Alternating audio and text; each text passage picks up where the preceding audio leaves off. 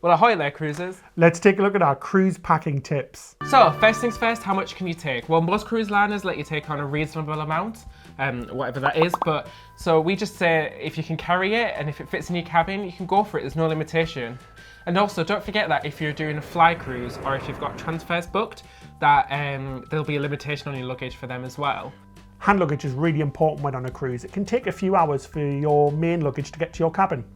So we really recommend that you pack an extra pair of clothes or something as well, so you have something fresh to wear for the first night dinner. We recommend that you pack some travel, what do you call these? Beauty essentials on board with you. Make sure if you're flying though that these are under 100 millilitres.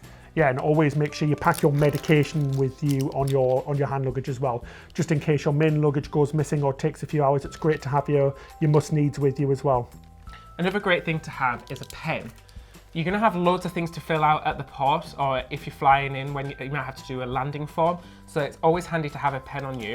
So for carrying all of our important documents, we have a few really good wallets just to keep things really organised. We've got this great little red wallet which opens up. So this just carries all of our information, insurance information. We've also got this great little wallet as well, which we keep in our hand luggage. It holds our passports, it holds all of our documentation, things like vaccination information, carries all of our credit cards and insurance cards, things like that. It's even got space to put your money as well, so it's a really good thing to have.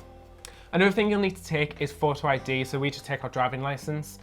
You'll need this for getting on and off the cruise ship. You don't need to take your passport with you, you leave that on the cruise in your room.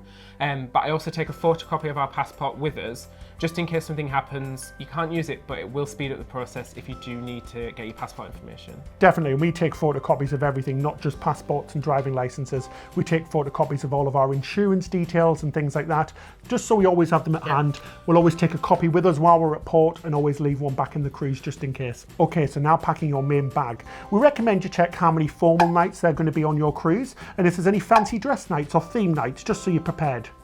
Also check if there is any dress code for the main dining rooms or any specialty restaurants you have booked or looking to book. If you don't have the correct attire, you may be refused entry.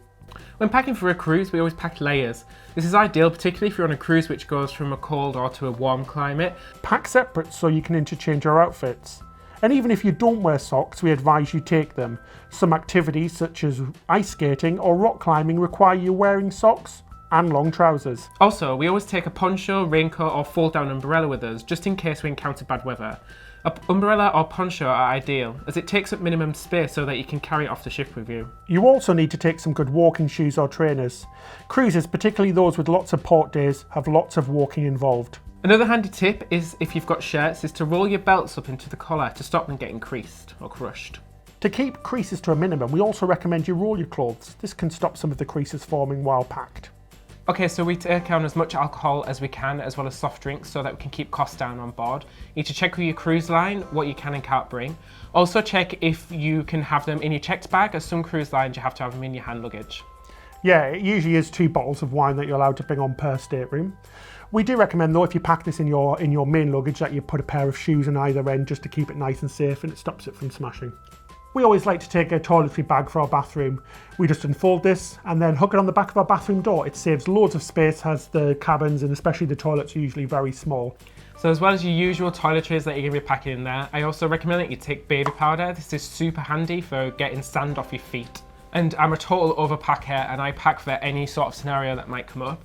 So I pack medication for almost everything. But we do recommend that you take some of the staple things such as pain relief, rehydration tablets, anti-sickness tablets. You can get different types of these, maybe try them before you go. You can also get them on the ship as well. Some ships give out anti-medication, some ships give anti-sickness medication for free as well on the ship. But this isn't the case for all of them. But as David says, we recommend you try this before you get on the cruise, because some can make you feel a bit drowsy. Also, don't forget your mosquito repellent, and the most important thing is indigestion relief, because trust me, you'll be eating and probably drinking a lot when you're on your cruise. Yeah, definitely make sure you stockpile your Rene or your Tums, just so you're prepared for any food scenario. Buying it in port or on the ship can get really costly, and you don't want something simple as indigestion relief just to ruin a cruise. Okay, so here's some handy essentials that you might not think about taking on a cruise with you. We took them on board and we found them like super handy to have with us. Yeah, number 1, room spray. You don't want that room to be smelly, so take some of this stuff as well. Plus it's a nice holiday scent. Yep, reminds me of a holiday every time I spray it. Okay, so we like to take on some hand soap. You do get the bars of hand soap in your room, but they just get all horrible. We just like to take our own. Bring a lanyard, literally just pop this around your neck, and then you can pop your room card on there, and you've always got it with you. A next handy thing to have is highlighters. We like the ones of all the different colours because it means that different people in your cabin can then highlight on the daily guide what they want to do that day.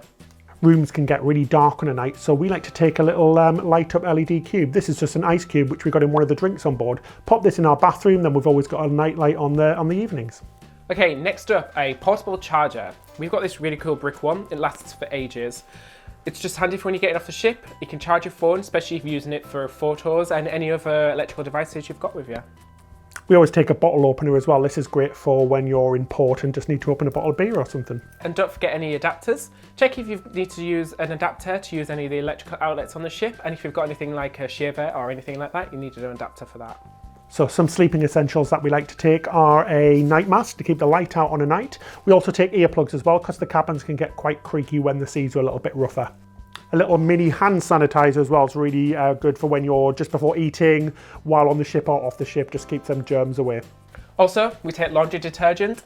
It's great, some ships have a self-service laundrette, but if not, you can just do a hand wash while you're in your room. We really like to take a sound cube with us. It's great to listen to music in the cabin while you're getting ready, and even if you just want to watch a film or a TV program on your laptop, you can just pop this in and it's nice and compact as well. You might also want to think about taking binoculars, especially if you're on a scenic cruise. They just come in handy if you're on deck and you want to have a look out. Don't forget your sunglasses either. I've forgotten mine on a cruise before, especially because these are prescription ones. Okay, Ziploc bags. These are super handy for loads of different stuff. They're great for keeping things dry, so if you want to put your phone or any of electrical items in there. We always take a big bag as well with us. This is just a shopping bag, and we just pop all of our dirty laundry in here after it's been used, so we know what's dirty and what's not. Okay, so another super handy thing to have is pegs. Not only for hanging up washing in your room, they're really handy for when you're on deck. You can attach your towel to your sunbed because it gets quite breezy up on deck. Don't forget to take sun cream and after sun as well. You can get this on the cruise, but it is incredibly expensive, so make sure you stock up on plenty of that before you leave.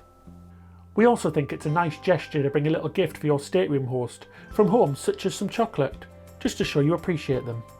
Right, so you're all ready to go. Just a few last minute tips. Make sure you put something bright or colourful onto your case, such as a ribbon or a strap, just to make sure it's easy to identify when you pick it up. Also, don't forget to add contact details to all your pieces of luggage. All you have to do now is take a photo of your case. This is just in case it goes missing. Touch wood, it doesn't though. It's much easier just to show a photo of what your case looks like rather than trying to explain what it looks like. And make sure you download any apps and programs to your computer or devices before you leave to avoid any expensive data roaming charges. Companies such as Royal Caribbean, Disney and NCL all have apps which you can look at the daily planner for your cruise, so you can get all the information on your phone before you leave. If there's anything in this video you think that we've missed, or if you have any comments, just pop them in the comment section below, and please don't forget to subscribe. So that's it for now. Happy cruising!